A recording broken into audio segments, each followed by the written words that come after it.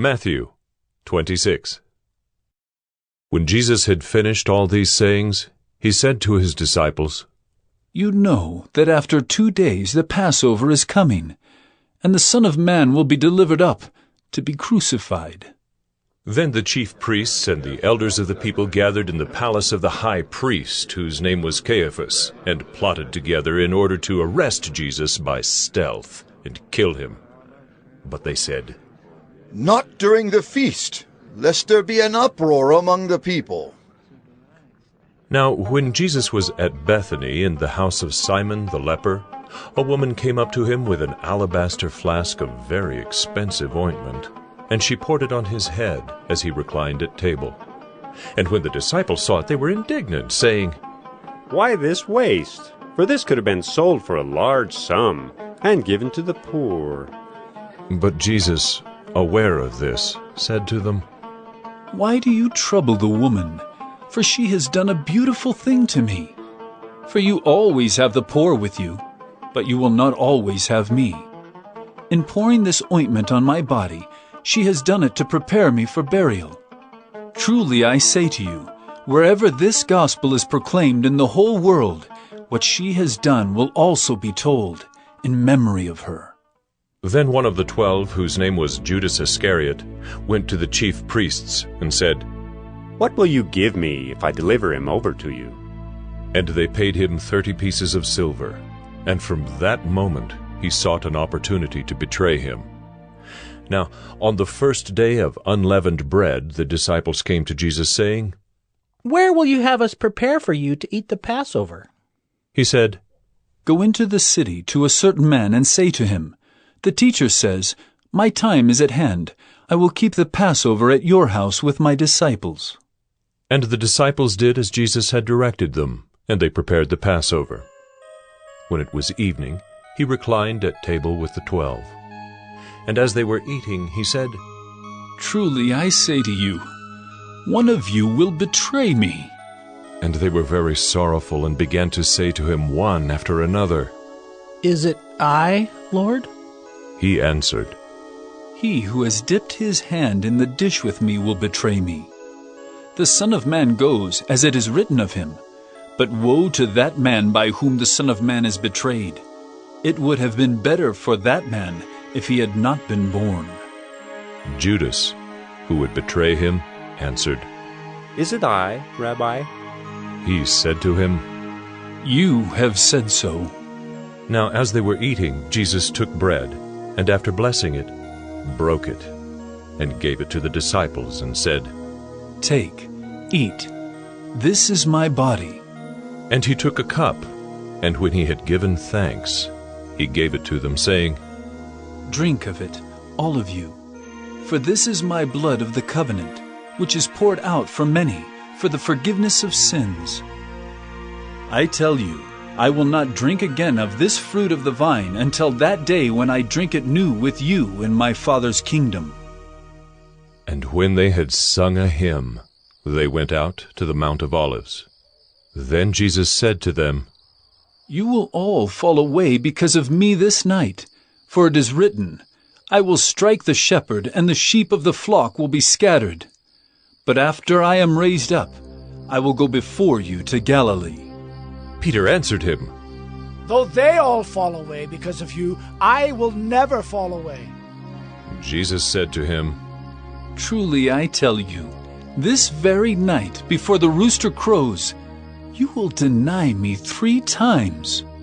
Peter said to him, "Even if I must die with you, I will not deny you." And all the disciples said the same. Then Jesus went with them to a place called Gethsemane, and he said to his disciples, "Sit here while I go over there and pray."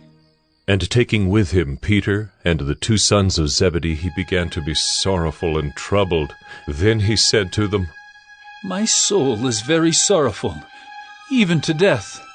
Remain here and watch with me." And going a little farther, he fell on his face and prayed, saying, "My Father, if it be possible, let this cup pass from me.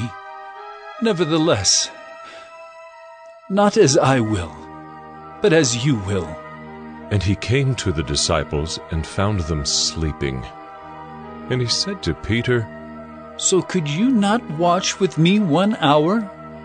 Watch and pray that you may not enter into temptation. The spirit indeed is willing, but the flesh is weak. Again, for the second time, he went away and prayed, My Father, if this cannot pass unless I drink it, your will be done. And again he came and found them sleeping, for their eyes were heavy.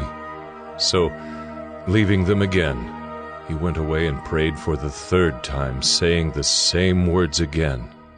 Then he came to the disciples and said to them, Sleep and take your rest later on. See, the hour is at hand, and the Son of Man is betrayed into the hands of sinners.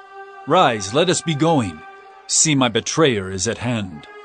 While he was still speaking, Judas came, one of the 12, and with him a great crowd with swords and clubs from the chief priests and the elders of the people. Now the betrayer had given them a sign, saying, The one who will kiss is the man. Seize him. And he came up to Jesus at once and said, Greetings, Rabbi. And he kissed him. Jesus said to him, Friend, do what you came to do. Then they came up and laid hands on Jesus and seized him. And behold, one of those who were with Jesus stretched out his hand and drew his sword and struck the servant of the high priest and cut off his ear. Then Jesus said to him, Put your sword back into its place, for all who take the sword will perish by the sword. Do you think that I cannot appeal to my Father, and he will at once send me more than 12 legions of angels? But how then should the Scriptures be fulfilled, that it must be so? At that hour Jesus said to the crowds, Have you come out as against a robber, with swords and clubs to capture me? Day after day I sat in the temple teaching, and you did not seize me.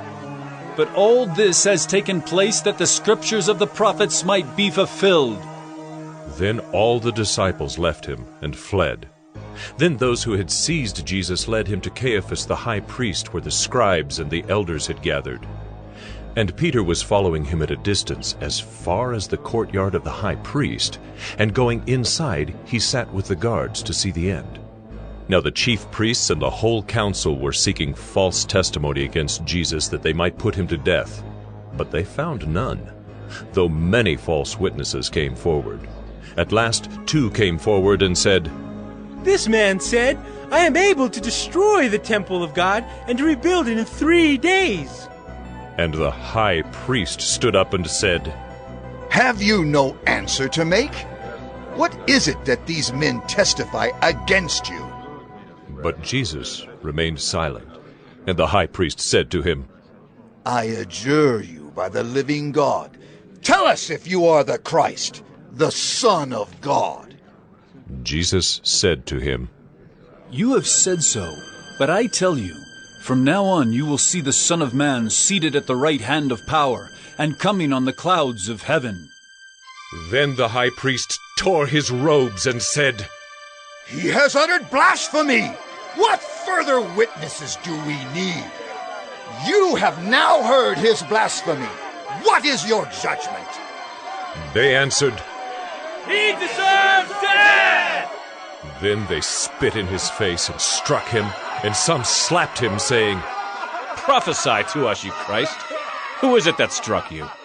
Now Peter was sitting outside in the courtyard, and a servant girl came up to him and said, You also were with Jesus the Galilean. But he denied it before them all, saying, I do not know what you mean. And when he went out to the entrance, another servant girl saw him, and she said to the bystanders, This man was with Jesus of Nazareth. And again he denied it, with an oath. I do not know the man. After a little while, the bystanders came up and said to Peter, Certainly you too are one of them, for your accent betrays you. Then he began to invoke a curse on himself, and to swear. I do not know the man. And immediately the rooster crowed, and Peter remembered the saying of Jesus, Before the rooster crows, you will deny me 3 times. And he went out and wept bitterly.